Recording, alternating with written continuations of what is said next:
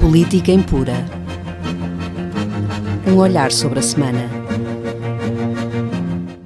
Olá, viva, para mais um programa de Política Impura. Connosco, como sempre, Henrique Prior. Olá, Henrique. Viva. Olá, Olga. Como Boa estás? noite. Vamos então começar a nossa revista de imprensa com uma notícia que já saiu há algumas semanas sobre a poluição no Rio Tejo e o desaparecimento das amostras de água que tinham sido recolhidas. Bem, a poluição no Tejo é algo de extremamente grave que parece que está a ser silenciado e que muitos interessados, nomeadamente autarcas, parece que querem silenciar porque, segundo a sua perspectiva, é prejudicial à sua região. Quem é que está a poluir, no fundo, as águas? Ora bem, são as indústrias da celulose, em particular a Celtejo, verificou-se isso. E verificou-se uma coisa inacreditável, que é a Inspeção-Geral do Ambiente vai recolher amostras à saída das instalações da Celtejo e as amostras desaparecem. Por um lado está a ser impedida, por outro lado as amostras desaparecem, os funcionários da Inspeção-Geral do Ambiente têm que permanecer 24 sobre 24 horas ali para as amostras não desaparecerem. E isto acaba por ser quase uma fantochada, uma falta de respeito pela lei por parte das celuloses, absolutamente inacreditável. O Celtejo fica em Abrantes. Qual é a posição da Câmara Municipal? A Câmara Municipal é contra qualquer sanção dirigida à Celtejo, particularmente que implica o encerramento da Celtejo. Ora, isso é extremamente grave, porque a Câmara de Abrantes não ignora, a Câmara de Abrantes e outras câmaras, nomeadamente de Mação, por exemplo, e outras que se situam numa zona inferior do Tejo, não ignoram os perigos que essa poluição traz. Não é só a destruição do ambiente, é os perigos para a saúde humana e animal e vegetal que essa poluição traz. Com o problema que traz o encerramento por algum tempo da Celtejo, eles não se importam de prejudicar a saúde pública e preferem manter... Não tem uma palavra a dizer sobre isto? O Ministério do Ambiente tem tido uma posição extremamente titubeante, em vez de cortar a direito, em vez de encerrar em definitivo, porque está mais que provado que são aquelas empresas, e sabe-se perfeitamente que são aquelas empresas, basta ver, está suficientemente filmado, fotografado, etc, etc. Portanto, basta ver que são aquelas empresas que poluem, e portanto, se poluem e não resolvem o problema da poluição, encerram-se. Por isso, simplesmente está em causa uma coisa muito importante, que é a saúde pública e a vida das pessoas, para já não falar na subsistência económica de muita gente, porque eles pensam na subsistência económica dos trabalhadores. Mas os trabalhadores continuam a ganhar, mesmo que a Celtejo esteja encerrada por 60 dias, como se pretende. Quem não ganhará, de certeza absoluta, e perderá os seus rendimentos por muito tempo, serão muitos pescadores do Tejo. Não é? E nesses não pensa o Presidente da Câmara de Abrantes, nem outros Presidentes da Câmara que tomam posições semelhantes à do Presidente da Câmara de Abrantes. Pensam só nos problemas da Celtejo. No fundo, não sei se eles pensam no problema dos trabalhadores da Celtejo, se eles pensam nos problemas dos lucros da Celtejo, que isso é outra questão. Mas há algo que é importante referir, que é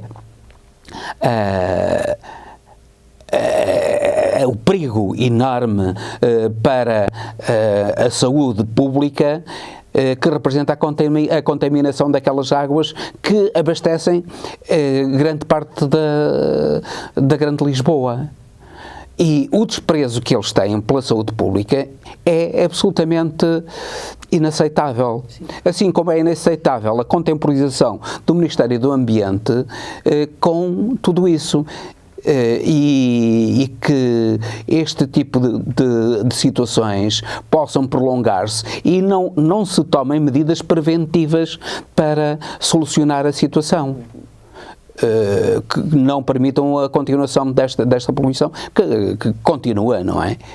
Continua. Sim, vamos ver até onde e até quando. Entretanto, Dom Manuel Clemente fez afirmações, aliás, muito polémicas sobre a abstinência sexual nos casamentos de divorciados. O que é isto, Henrique? Ora bem, a Igreja Católica sempre teve problemas relativamente à sexualidade. É curioso que a sexualidade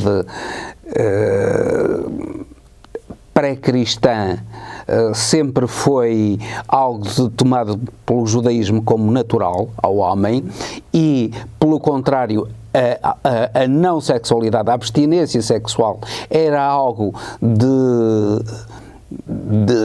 extremamente criticado e repudiado até pelo judaísmo de uma maneira geral, embora houvesse seitas dissénios que praticavam a abstinência sexual. Pensa-se que São José, o invocado pai de Jesus, pertencia a uma dessas seitas dissénios que praticava a abstinência sexual. Há uma teoria a dizer isso. Ora, o que diz o Papa sobre isto? O que diz? O Papa vai mais ou menos nesta linha, que tem que haver uma contenção, embora seja menos rigoroso na doutrina de que Dom Manuel Clemente. E parece que Dom Manuel Clemente está a ser mais papista do que o Papa. Ora bem, uma das coisas que o catolicismo proíbe é a castração. Por exemplo, Orígenes, que é um padre da Igreja, que poderia perfeitamente ser santo se não se tivesse automutilado. E a automutilação é considerada como um pecado grave por parte da Igreja. Ora, se a automutilação é considerada como um pecado grave por parte da Igreja, como entender a exigência de castidade por parte dos casados por uma segunda vez, dos divorciados que se casaram, como condição para eles serem recebidos no seio da Igreja? Isto é muito contraditório. E a Igreja, se quer... não se trata de adaptar, trata-se de interpretar os seus preceitos de acordo com a realidade do mundo. É uma ideia retrógrada. É uma ideia que não faz qualquer sentido. É uma ideia contra a natureza humana. Até uma ideia contra o princípio que... Então parece até que Deus errou ao criar o homem como criou. Claro. Não é? Isso não é assim. Compreende-se que aqueles que fazem voto de celibato, nomeadamente os padres e as freiras, eles optaram por isso e que tenham abstinência sexual. Mas agora já não é legítimo que a Igreja exija a mesma abstinência sexual aos recém-casados, aos casados em segundas núpcias, depois de divorciados, para terem a comunhão da Igreja, para não se sentirem excomungados. Não é razoável que isso aconteça. Então, continuaria pura e simplesmente a repudiar qualquer espécie de coabitação com a Igreja dos divorciados e diria, vocês divorciaram-se, agora a única solução, cometeram um grande pecado, agora a única solução é serem padres e freiras, e então aí eles cumpririam o voto de abstinência sexual. Agora, não lhes exigindo que eles sejam padres ou freiras ou freires, não tem legitimidade para exigir a abstinência sexual, é contraproducente. E isso vai afastar mais católicos afasta as pessoas da Igreja. E a Igreja Católica tem vindo a renovar-se, com este Papa tem vindo a renovar-se, tem vindo a fazer parte do mundo e a olhar para os mais desprotegidos, a estar no mundo e não a ser uma espécie de cúria em grande número, com os padres a fazerem parte dessa cúria, os padres e os bispos a fazerem parte dessa cúria, e que, portanto, com obrigações absolutamente extraordinárias, mas a ser um conjunto de homens e mulheres com virtudes e com defeitos, e que estão no mundo e que devem inserir-se no mundo e que devem viver neste mundo como humanos. Não se deve exigir, a Igreja perde muito, e é pena que isso aconteça, se não reconhecer a humanidade na íntegra aos divorciados. Sim. Bom, e vamos avançar. Vamos agora para as notícias internacionais e logo com esta do acordo alemão entre a senhora Merkel e o SPD. Sim. É uma solução muito importante para a Alemanha, e eu entendo que essa solução pode ser benéfica também para a Europa. Eu penso que o Sr. Schulz tem um projeto europeu.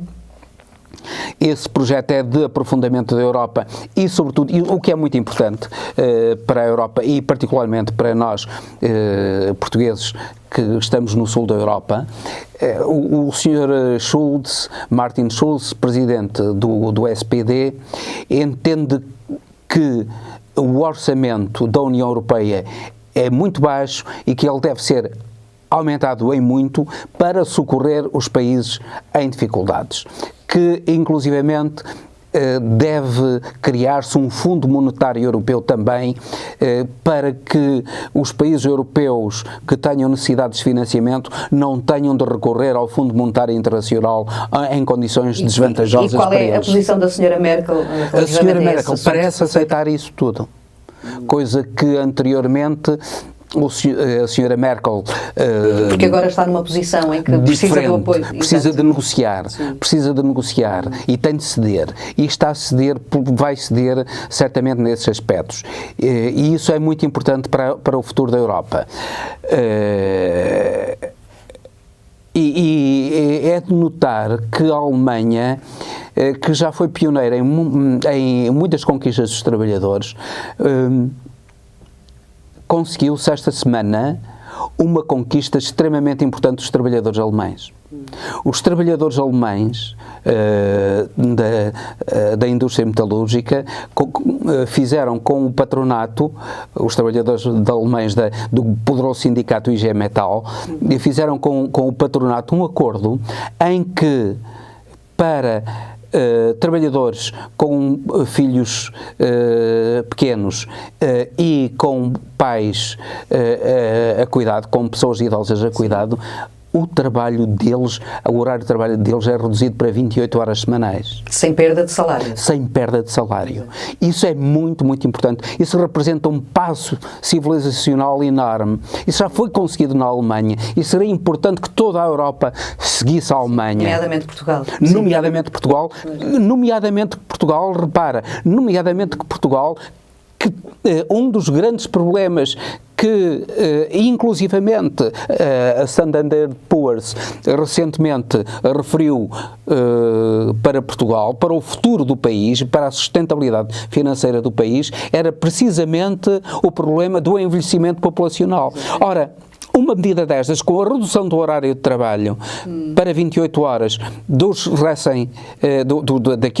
dos casais que tivessem filhos pequenos e tivessem idosos a seu cargo, isso seria uma forma muito importante de permitir que a maior parte dos casais não tivesse apenas um filho ou não tivesse nenhum filho. E portanto, a população poderia novamente rejuvenescer e repor-se sem necessidade... Sim, isso também iria baixar os níveis do desemprego. E isso iria baixar também os níveis de desemprego, porque havia mais postos de trabalho disponíveis. Tudo isso é muito importante, juntamente com a revolução tecnológica, que permite fazer o mesmo trabalho com muito menos horas de trabalho. Sim, mas o que acontece agora é que estão a pagar menos. Estão a pagar menos. Pagam menos também, não é? Pois, mas o acordo que a IG Metall conseguiu com o patronato alemão foi receber o mesmo, que receberiam o mesmo, com uma diminuição de horas de trabalho. No caso concreto dos trabalhadores... Além de ser também uma medida de incentivo à natalidade também. À natalidade e à proteção dos idosos. Exatamente. Duas coisas muito importantes que nós temos nas nossas sociedades.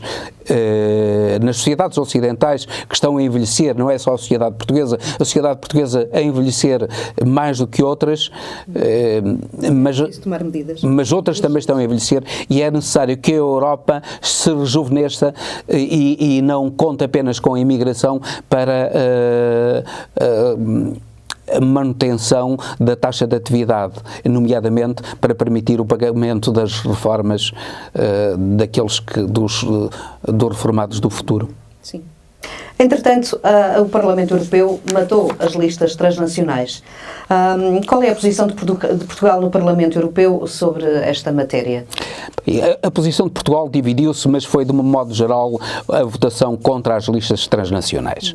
E as listas transnacionais seriam muito graves. O Sr. Schulz, o Martin Schulz, presidente do SPD, e o SPD, de uma maneira geral, defendem o aprofundamento da Europa e uma Europa federal, como o Sr. Macron, o presidente francês. Portanto, o eixo franco-alemão agora está muito mais próximo. Isto é, a Alemanha aproximou-se do centro, que é onde está a França. A França é governada ao centro com Macron, e a Alemanha, que era governada à direita, aproximou-se agora do centro. Ora, essa aproximação do eixo franco-alemão permitirá que a Europa Federal, a ideia da Europa Federal possa avançar. Mas a Europa Federal não deve avançar como uma dissolução das nações ou dos Estados na própria Europa, num governo europeu. Porque isso seria, então, retirar toda a identidade e toda a autonomia, que já não tem muita, toda a autonomia aos Estados europeus. E então seria a sua dominação pelos povos mais populosos, pelas nações mais populosas, que determinariam o futuro da Europa, de acordo, obviamente, com os seus interesses, com toda a certeza. Aquilo que se pretende, o federalismo, será muito importante se permitir que o peso das nações se mantenha e que esse peso das nações seja completado com uma maior solidariedade entre os povos e entre as regiões. Ora, essas listas transnacionais, o que iriam fazer era precisamente diminuir o peso de povos como o povo português, ou de Estados como o Estado português, ou a Grécia, ou outros países, pequenos países, a Irlanda, Malta, etc. Pequenos países que têm alguma representação e que deixariam de ter representação se as listas fossem transnacionais. Porque os povos com maior eleitorado, com maior população, elegeriam os seus deputados. Ora, isso é completamente inadmissível e ainda bem que o Parlamento Europeu rejeitou essa medida. Estranhamente, alguns deputados portugueses, não vou aqui referir os nomes, não interessa, alguns deputados portugueses tiveram um comportamento dúbio nessa questão. Mas, do modo geral, Portugal votou no sentido da não admissão das listas transnacionais. E isso, e no que foi seguido pela maioria dos parlamentares do Parlamento Europeu, e a oposição às listas transnacionais venceu. Por muitos anos deixaremos de falar nisso. Vamos pensar noutra coisa, no aumento do orçamento europeu, na eventual federação de Estados europeus, tornando a Europa mais coesa, mas simultaneamente dando mais força aos Estados que integram essa federação. Muito bem. E passamos agora para a exploração espacial e o SpaceX de Elon Musk. Isto, que importância é que terá no verdadeiro desenvolvimento Ora bem, este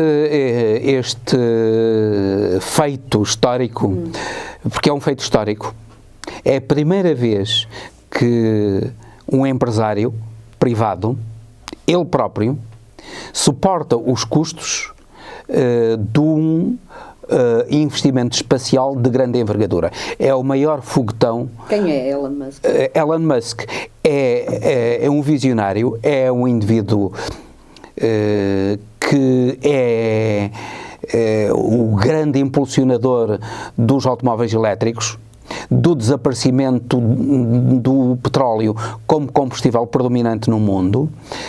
Ele é o criador da Tesla, o maior fabricante de automóveis elétricos do mundo, são os maiores e os melhores. Já estiveram aqui em exposição junto à Casa da Música e eu pude comprovar, entrei dentro de um e pude comprovar que são absolutamente excepcionais não só no silêncio, mas também no conforto, na condução, que dispensa completamente ou quase completamente qualquer atividade humana. Pouco acessíveis, por enquanto, mas à medida que eles se forem democratizando, isto é, que for sendo levada a cabo a construção em massa dos automóveis elétricos, eles vão baixar de preço. Já há à venda por cerca de 36 ou 40 mil euros, portanto os mais baratos já são à volta de 40 mil euros, o que já é acessível a muitas bolsas da classe média, já é acessível à classe média, e espera-se que eles venham a relativamente curto prazo, em 4 ou 5 anos, venham para o preço dos automóveis com combustíveis fósseis. SpaceX, no fundo, é uma tentativa de colonização de Marte. Será o primeiro foguetão de um privado que vai aterrar em Marte, que não só vai recolher amostras de Marte, como sucedeu anteriormente, mas vai lá deixar um automóvel. Um primeiro modelo da Tesla vai ficar em Marte para mostrar, deixar ali um sinal da presença humana e da presença dele, Elon Musk, no planeta Marte. E, eventualmente, a ideia é colonizar Marte, criar uma estação espacial em Marte. Eu acho isso lamentável. Então porquê? Quando o homem não consegue colonizar a Terra como deve ser, não consegue ter uma Terra habitável, porque é que vai gastar milhões em colonizar um espaço completamente vazio, um lugar vazio como é Marte, e inóspito como Marte? Quando há tanto sofrimento na Terra, quando a Terra está a sofrer tanto, está nomeadamente a desertificar-se. Sim. Repara, assim, será mais um golpe publicitário para ele? Também foi um golpe publicitário, mas não é apenas um golpe publicitário. É um golpe publicitário que custa milhões. Sim. à própria humanidade, porque a humanidade, embora só uns é que possuam, mas eles, apesar de tudo, embora sejam os detentores da riqueza, mas eles, apesar de tudo, fazem parte da humanidade. E esse dinheiro, bem investido, permitiria que a humanidade tivesse condições de vida dignas para todos. E é isso que infelizmente está-se a esquecer. Aliás, inclusivamente, há uma coisa perfeitamente ridícula, é que nós não conhecemos as riquezas da terra, não conhecemos as riquezas marinhas, por exemplo. Tudo o que é abaixo de 600, 700 metros de profundidade, pouco se conhece. Não conhecemos ainda a vida na Terra e já estamos a procurar a vida em Marte. Isto é, não nos conhecemos a nós próprios. Humana.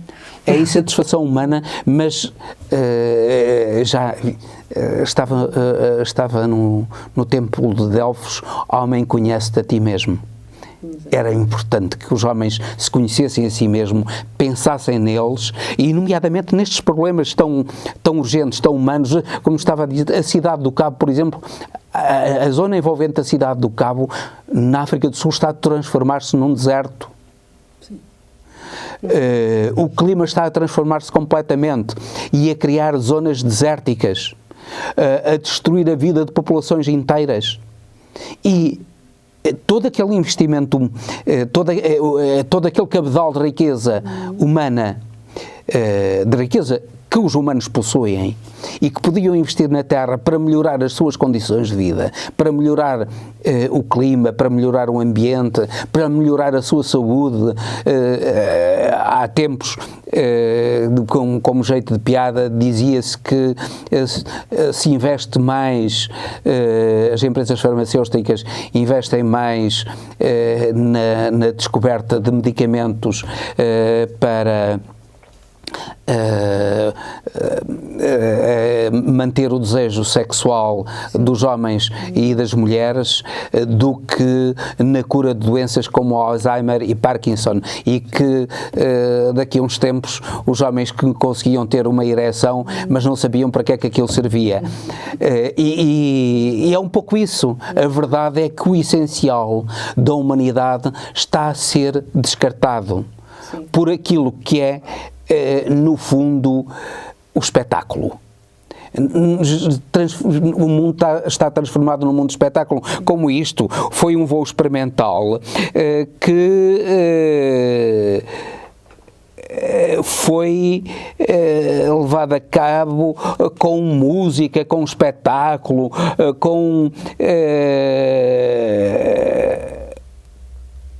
nomeadamente, eu creio que foi música de David Bowie que acompanhou este lançamento do foguetão espacial, do SpaceX, à melhor maneira americana. Um espetáculo por completo. Esquecendo o homem e a vida na Terra do próprio homem e o sofrimento de tanta humanidade. E agora um outro espetáculo, os Jogos Olímpicos de Inverno e a aproximação das duas Coreias. O que me tens a dizer sobre isto? É que aquilo que se pensava não ser possível, acabou por ser possível.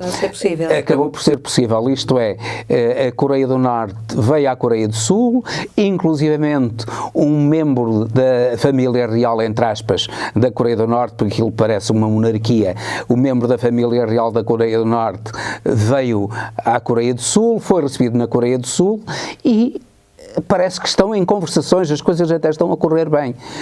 Parece que há aí atritos com os entendimentos, sobretudo por causa dos norte-americanos não olharem com bons olhos e alguns coreanos, alguns sul-coreanos, não olharem com bons olhos esta aproximação, mas parece que está a correr bem. E, mais uma vez, o desporto serviu para a aproximação entre os povos. Neste caso, para a aproximação entre o povo coreano, o que é muito importante. Eu não queria deixar de destacar também uma coisa com piada. É que Portugal participa com dois atletas nos Jogos Olímpicos de Inverno. Eu creio que é a primeira vez que participa com dois atletas. curiosamente, nenhum deles vive em Portugal. Pois, a ver.